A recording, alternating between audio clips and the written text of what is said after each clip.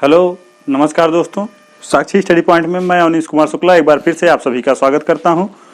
तो लगभग अगर किस्त टाइप का छोड़ दिया जाए तो लगभग आपका समाप्त हो चुका है एसआई। ठीक है, एसआई समाप्त हो चुका है, अब प्रैक्टिस करना हमको बाकी है। तो यही एक टॉपिक बचा था। अब दरअसल इंस्टॉलमेंट इंस्टॉलमेंट दो टाइप के होते हैं कि एसआई इंस्टॉलमेंट, एक सीआई इंस्टॉलमेंट। ठीक है, तो हम आज एसआई पढ़ा रहे हैं तो एसआई इंस्टॉलमेंट शुरू करते हैं। वैसे विचार तो था एसआई सीआई दोनों एक बार में ही शुरू करते, लेकिन फिर सोचे ठीक है अब एसआई चल रहे हैं लेके तो इसे खत्म करते चलें। ठीक है, तो अब एसआई शुरू करेंगे, एसआई इंस्टॉलमेंट शुरू करेंगे आज से। तो उसके बाद फिर आपका प्रैक्टिस होगा, फिर आगे देखा जाएगा क्या होगा। ठीक है, फिर सीआई होगा और क्या। तो एसआई शुरू करते हैं।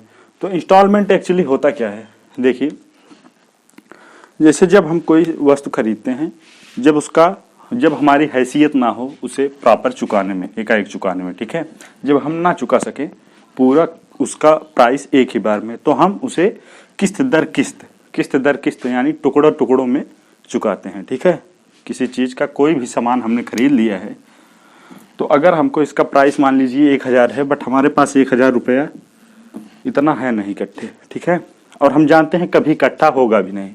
ठीक है, तो हम इसको किस्त दर किस्त यानी छोटे छोटे टुकड़ों में चुकाएंगे। ठीक है, छोटे छोटे टुकड़ों में हम चुकाएंगे।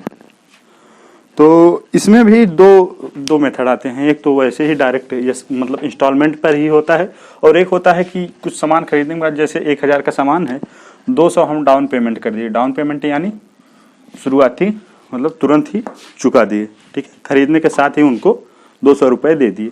तब हमको अभी हमारा इंस्टॉलमेंट किस पर लागू होता है, 800 पर इंस्टॉलमेंट हमको करना रहता है। ठीक है, क्योंकि 200 तो हमने डाउन पेमेंट कर दिया यानी तुरंत ही हमने भुगतान कर दिया।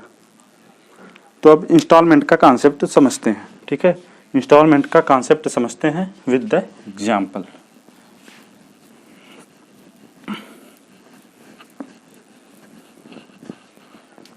तो देखिए अभी जैसे अगर हमको कोई सामान मान लीजिए हमको 1000 में खरीदना है। ठीक है, 1000 में खरीदना है, बट पैसे हमारे पास है नहीं उतने। ठीक है, 1000 मान लीजिए हमने या किसी से उधार लिया या फिर कोई वस्तु खरीदा 1000 का, हमारे पास 1000 चुकाने के लिए है नहीं। तो उसने कहा चलो भाई आप इंस्टॉलमेंट में चुका देना। तो जैसे अगर उसके लिए कुछ रेट रहेगी, क्योंकि एसआई है सिंपल इंटरेस्ट के हिसाब से, तो मतलब जैसे इंटरेस्ट कब लगता है, इंटरेस्ट वही होता है किराया। यानी अगर आप किसी से कोई सामान लेते हैं कुछ दिनों के लिए यूज करने के लिए या अपने पास रखने के लिए किसी चीज को, जैसे आप कहीं बाहर रहते हैं, पढ़ाई करते हैं, तो आपको रूम लेना पड़ेगा। ठीक है, उनका रूम लेकर आप यूज करते हैं। ठीक है, तो उन्हें आप किराया देते हैं। ठीक है, उन्हें आप किराया देते हैं, उसी को हम रेंट बोलते हैं। ठीक है, जब वस्तु या सामान हो तो हम रेंट कहते हैं, लेकिन जब वही चीज पैसा हो, किसी का पैसा अगर आप लिए हैं तो उसी को हम इंटरेस्ट कहते हैं। ठीक है, इंटरेस्ट या ब्याज कहते हैं। तो अगर किसी का पैसा आप कुछ समय के लिए यूज करते हो, ठीक है, फिर आपको वो पैसा लौटाना ही होगा, तो उसके लिए उनका पैसा जो आप लिए थे कुछ दिनों तक और यूज किए, उसके लिए आपको एक रेंट देना पड़ता है, और ये रेंट भी पैसों की फॉर्म में देना पड़ता है, जिसे ही हम इंटरेस्ट कहते हैं। ठीक है, जिसे हम इंटरेस्ट कहते हैं। तो इंटरेस्ट तो हम कहते हैं कि अब एसआई यानी सिंपल इंटरेस्ट चल रहा है आपका। ठीक है, सिंपल इंटरेस्ट आपका चल रहा है, तो इसका कुछ न कुछ रेट होगा। तो मान लीजिए रेट आपका है कितना, 10%। आपको 10% वार्षिक, सालाना या वार्षिक। ठीक है, 5 सालों में आपको किस्त दर किस्त चुकानी है, यानी टाइम पीरियड कितना है आपके पास, 5 ईयर। 5 ईयर आपके पास समय है। ठीक है, तो आप इसे पहले तो आप चाहें तो ऐसे कर सकते हैं कि अगर 5 साल बाद इकट्ठे आप उसका भुगतान करेंगे, अगर मान लीजिए आप इकट्ठे भुगतान करना चाहें तो आप कर सकते हैं। तो आप कितना करेंगे, आप अभी तक जो पढ़े हैं सीआई उसके अकॉर्डिंग होगा कितना, ये कि ये तो हमारा 1000 हो जाएगा। ठीक है, 1000 हो जाएगा प्लस 1000 का 5% 10% 5 सालों के लिए, यानी 1000 × 10 × 5/100। ठीक है, अगर 5 साल बाद टोटल भुगतान कर रहे हैं हम, तब कितना हो जाता है हमारा, तब हो जाता है हमारा 00 से 00 कैंसिल था, 100 पंजे 500 यानी 1500 रुपये। 1500 रुपये अगर आप 5 साल इकट्ठे ही भुगतान करें, यानी 1000 के 1000 टोटल रुपए, कुल रुपए आपने जब 5 साल के लिए लिया, अपने पास रखा, यूज किया, तो उसका रेंट 1000 का रेंट आपको 1500 यानी 500 एक्स्ट्रा रेंट के रूप में देना पड़ा। ठीक है, जब आप 1000 रुपये लिए थे तो आपको 5000 रुपये 10% की दर से 5 सालों के लिए 500 रुपये देने पड़े रेंट के रूप में। ठीक है, अगर आप इसी को किस्त दर किस्त चुका देते हैं, जैसे कुछ पैसा 1 साल के लिए, ठीक है, 1 साल के लिए 1 साल में ही चुका दिए, कुछ पैसा 2 ही साल में चुका दिए, कुछ पैसा 3 साल और कुछ पैसे 4 साल और बाकी जो बचा था उसे 5 साल में। और कह रहा है किस्त, मतलब हमेशा जब भी किस्त आता है ना तो किस्त बोलता है बराबर वार्षिक किस्त, बराबर वार्षिक किस्त। तो अब हम इसे समझते हैं। तो अगर हमको ये चुकाना हो किस्तों के रूप में, 5 बराबर किस्तों के रूप में 1500 रुपये चुकाना हो, तो वैसे नॉर्मली तो हम क्या कर सकते हैं कि 5 से डिवाइड कर दें और हर साल पर हर वर्ष पर हमको 300 रुपये करके चुका दें। ठीक है, 300 की किस्त बना के हम चुका सकते हैं, 300 की किस्त बनाकर हम चुका सकते हैं। लेकिन देखिए, इनमें से अगर हम देखें तो 1 ईयर, 2 ईयर, ठीक है, 3 ईयर, 4 ईयर एंड 5 ईयर। ठीक है, तो ये कब का था, ये आपका तब का था जब आप यानी हर 300 कब मिलेगा आपको, जब आपने सबका यूज 5 सालों के लिए किया है, लेकिन आप कुछ पैसा तो 1 ही साल में चुका दे रहे हैं और कुछ पैसा 2 साल में चुका दे रहे हैं, कुछ पैसा 3 सालों में, कुछ 4 सालों में और कुछ 5 सालों में। ठीक है, लेकिन यहाँ पर सब अगर 15,000 आपका आ रहा है ना, 15,000 अगर आपका आ रहा है तो यानी आपने सभी पैसों का यूज 5 सालों के लिए किया है। ठीक है, तो 300 आपका नहीं हो सकता। तो होगा क्या, अब देखते हैं कि देखिए, ये हमारा 1 साल का जो हमने मान लिया कि ये इंटरेस्ट जो हम चुकाएंगे, बराबर वार्षिक किस्त जो हमारा होगा, ये होगा आई रुपए यानी इंटरेस्ट, या x रुपए हम मान लेते हैं। ठीक है, x रुपए हम मान लेते हैं कि x करके 5 बराबर वार्षिक किस्तों में हम उसे चुका देंगे। x रुपए यानी पहले साल के समाप्ति के बाद x रुपए देंगे, दूसरे साल की समाप्ति के बाद x रुपए देंगे और इस प्रकार 5 साल की समाप्ति के बाद एक बार फिर से x रुपए देंगे, 5वां x हम अपना दे देंगे, तो हमारा भुगतान हो जाएगा।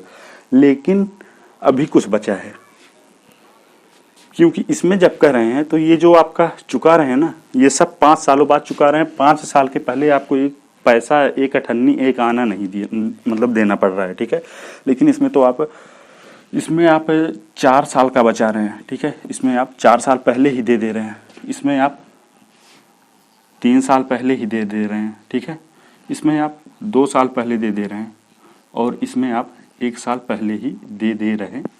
ठीक है, तो ये तो आपका कुछ बचत होना चाहिए ना, लेकिन 1500 देने पर आपके साथ पूरी तरह बेईमानी हो रही है। ठीक है, तो हम क्या करें कि कह रहे हैं कि इतना अगर और होता, यानी 4 सालों तक हम और ब्याज लेते, तब इसमें हमारा 1500 में इसका हिस्सा कंप्लीट होता। और इसके लिए हम जो 2 ही साल यूज करके दे रहे हैं, अगर हम 3 साल और यूज करते तब हमारा जाके 1500 का ये हिस्सा कंप्लीट होता। ठीक है, तो फिर क्या करेंगे हम ऐसे करेंगे, हम लिख लेंगे कि हम 1500 के बराबर दिखा देंगे। 1500 बराबर हो जाएगा हमारा क्या, पहले तो हम x लिखेंगे। ठीक है, x लिखेंगे ये वाला 1 ईयर वाला, प्लस इसके साथ साथ इसका 4 साल का ब्याज जो कि हमने पहले ही चुका दिया है। लेकिन अगर ऐसे देते तो 4 साल हमारा और ब्याज चलता, अगर 5 साल बाद सभी देते तो हमारा 4 साल का और ब्याज लगता। किस पर, इस पर लगता x गुणे किसकी दर से, 10% की दर से, कितने समय के लिए, 4 सालों के लिए हमारा ब्याज लगता। लेकिन फिलहाल अभी लग नहीं रहा है। ठीक है, तो x पर हमारा लगना चाहिए था अगर हम देते, लेकिन हम पहले दे रहे हैं तो हमारा नहीं लगेगा। अब उसके बाद ये तो फिनिश हो गया, अब इसकी बारी है। इस पर देखिए, आप 2 साल बाद दे रहे हैं, लेकिन 3 साल का भी आपका ब्याज बचा है। तो अगर आप 1500 दे रहे हैं, टोटल 1500 चुका रहे हैं, तो आपका मतलब इस पर क्या कि 3 साल का ब्याज और चलना चाहिए था, लेकिन नहीं चला। तो इसको बराबर करने के लिए हम 3 साल का और ब्याज लगा देंगे। ठीक है, x प्लस x गुणे 10 गुणे 3/100। ठीक है, अब आते हैं इस पर। तो इसके लिए क्या, हमारा 2 साल, क्योंकि 3 साल बाद हमने दिया है, लेकिन 2 साल का अभी हमारा बचा है, 2 साल और लगा होता तब जाके इसका हिस्सा कंप्लीट होता 1500 में। तो फिर x प्लस x गुणे 2 गुणे x गुणे 2 गुणे कितना, x गुणे 2 गुणे रेट ऑफ इंटरेस्ट 10%। ठीक है, बटे 100। अब आते हैं इसके लिए, चौथे महाशय के लिए। तो चौथे के लिए हमारा हो जाएगा x प्लस क्या, x प्लस x गुणे 1 साल बचा हुआ था हमारा, तो x गुणे 1 गुणे रेट ऑफ परसेंट 10/100। ठीक है, बटे 100। उसके बाद फिर अभी ये तो आप दे ही दिए हैं, तो ये आपका केवल क्रय मूल्य ही दिया होगा। तो ये इतना बराबर होगा 1500 का। ठीक है, ये इतना बराबर, क्योंकि आपको ये जो x दिए हैं इस पर इंटरेस्ट क्यों नहीं लगाए हैं, क्योंकि आप तो ये तो वैसे ही 5 साल बाद दे रहे हैं, वो 5 साल बाद इसे भी देना पड़ता, तो इसका हिस्सा खत्म। लेकिन इसका तो अभी 1 साल का इंटरेस्ट बाकी था। ठीक है, 1 साल का इंटरेस्ट आपने एक्स्ट्रा लिया है इससे 5 सालों पर देने पर। तो ठीक है, इसी पर बेस्ड अब हम क्वेश्चन देखते हैं और फटाफट सॉल्व करेंगे। ठीक है, अब आप इसे ऐसे भी लिख सकते हैं अगर लिखना चाहें तो, क्योंकि जितनी किस्तें आपने दी हैं, 1 2 3 4 5 किस्तें दी हैं, तो 5 x आपका हो जाएगा, क्योंकि 5 किस्तें। तो आप इसको शॉर्ट में लगाएंगे ऐसे 5x। ठीक है, 5x प्लस, अब देखिए अगर आप देखना चाहें तो x इंटू 10, x इंटू 10, इसमें भी कॉमन है, इसमें भी, इसमें और इसमें भी है, यानी 1 2 3 4 चारों में है। तो x गुणे r, 10 मीन्स r। ठीक है, हमारा r, और 100 चारों में है, बटे 100। अभी बच क्या रहा है, इसमें क्या बच रहा है 4, इसमें क्या बच रहा है +3, इसमें क्या बच रहा है +2, इसमें क्या बच रहा है +1। ठीक है, 4 + 3 + 2 + 1। ठीक है, तो कहने का मतलब ये है कि अगर आपको जितना कहा जाए, जितने किस्तों में अदा करने को कहा जाए, तो उतना आप उतनी किस्त, यानी अगर 5 किस्तों में करना है तो 5 गुणे x कर लेंगे। ठीक है, 6 किस्तों में करना है 6 गुणे x कर लेंगे। ठीक है, उसके बाद x गुणे r कर लेंगे, बटे 100 कर लेंगे। ठीक है, x गुणे r बटे 100 कर लेंगे। फिर जितनी किस्त कहा जाए उससे एक कम करके एक एक घटाते चले जाएंगे, कब तक, जब तक 1 ना आ जाए। ठीक है, वैसे अगर 0 भी कर देंगे तो 0 के बाद मतलब 0 हो जाएगा, तो 0 मतलब कुछ नहीं, तो फिर 1 तक हम करते रहेंगे। ठीक है, अब इसी पर बेस्ड हम पहला क्वेश्चन स्टार्ट करते हैं।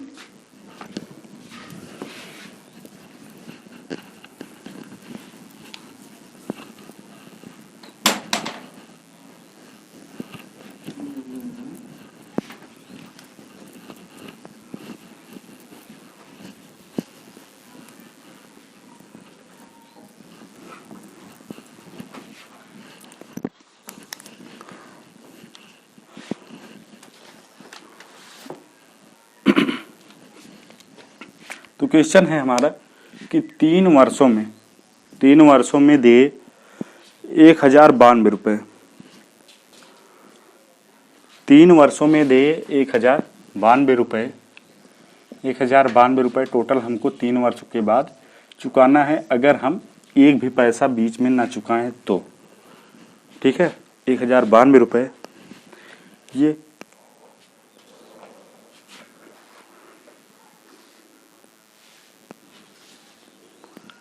अगर, हाँ, और t बराबर हमारा कितना है 3 है। ठीक है, और अगर हमको रेट ऑफ इंटरेस्ट दिया है क्वेश्चन में, रेट ऑफ इंटरेस्ट है 12%। ठीक है, 12% की दर से 3 वर्षों में हमारे कितना हो जाएगा 1092, अगर हम 3 वर्षों के बाद चुकाए। अगर इसी को हमको किस्त फॉर्म में चुकाना हो तो प्रत्येक किस्त का मान क्या है। ठीक है, तो प्रत्येक किस्त का मान क्या है, तो इसे सॉल्व करने के लिए हम क्या करेंगे, हम पहले लिख लेंगे कितना कि अगर 3 वर्ष बाद चुकाते तो हमारा 1092 चुकाना पड़ता, 1092 चुकाना पड़ता। ठीक है, अब हम कह रहे थे कि वो जो जितने किस्त हों उतना लिख लेंगे, यानी 3 किस्त हैं तो 3 किस्त हमको मालूम नहीं तो 3x लिख लेंगे। यहाँ पर माना किस्त या प्रत्येक किस्त x रुपए, ठीक है। तो 3x प्लस, अब क्या होगा, किस्त गुणे दर 12/100 कर लेंगे, ठीक है। 3x प्लस x गुणे 12/100 इतना कर लेंगे। टाइम पीरियड के लिए हम अलग अलग टाइम लिख लेंगे, जैसे टाइम कितना है हमारा 3 है तो 3 से 1 कम कर लेंगे, 2 + 1, ठीक है। 2 + 1 कर लेंगे, हमारा आ जाएगा, ठीक है। तो अब फिर हम इसे देखते हैं, तो ये हो जाएगा हमारा 3x प्लस कितना भारतीय 36x/100, यानी हम इसे लिखना चाहें तो लिख सकते हैं कि 336x/100, और यही हमारा हो जाएगा 1092 के बराबर, 1092 के बराबर हो जाएगा। तो अब हम इसे काटेंगे तो कैसे काटेंगे,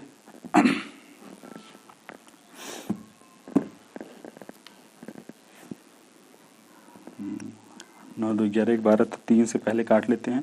3 1 के 3, 3 1 के 3, 3 दूना 6, 3 त्रिक्का 9, 3 छक्का 18, 3 चौके 12, ठीक है। 3 चौके 12। अभी हम फिर इसको काटेंगे किससे, 4 से काट लेते हैं। तो 4 दूनी 8, 4 8 32, और ये कटेगा हमारे कितना आ जाएगा, 4 9 36, 4 9 36, 4 1 के 4, ठीक है। और 7 चौक 28, 13 7 91, 4 यहाँ पे बचा है बटे 100, 25 चौके 100, और ये आ जाएगा कितना, x = आ जाएगा 25 × 13, यानी 25 दहम में 250, 25 × 3 = 75, 250 में अगर हम 75 जोड़ते हैं तो हमारा आ जाएगा कितना, 325 रुपये। एक बार फिर से देख लेंगे कि 1092 रुपये है हमारे, माना प्रत्येक किस्त बराबर x रुपये है, ठीक है। तो 1092 = 3x प्लस x गुणे 12, मतलब किस्त गुणे रेट ऑफ इंटरेस्ट बटे 100 इंटू T2 - 1 और प्लस T2 - 2, यानी 2 + 1, ठीक है। एक एक घटाते चले जाएंगे, ठीक है। ये आ गया। अब इसको हम लिख लेंगे 3x प्लस 36x बटे 100, और इधर तो वही रहेगा 1092, और नीचे आएंगे 1092 = हो जाएगा कितना, 336x बटे 100। इसको काटेंगे, सरल करेंगे तो हमारा आ जाएगा 325 रुपये x का मान। तो यानी 325 की हमें 3 लगातार वार्षिक किस्तें चुकानी होंगी, ठीक है। अगले क्वेश्चन की तरफ बढ़ेंगे हम।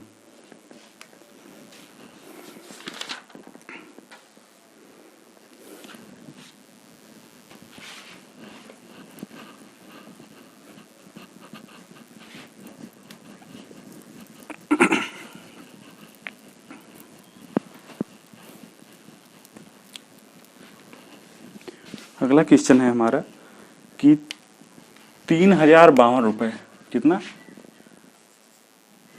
सॉरी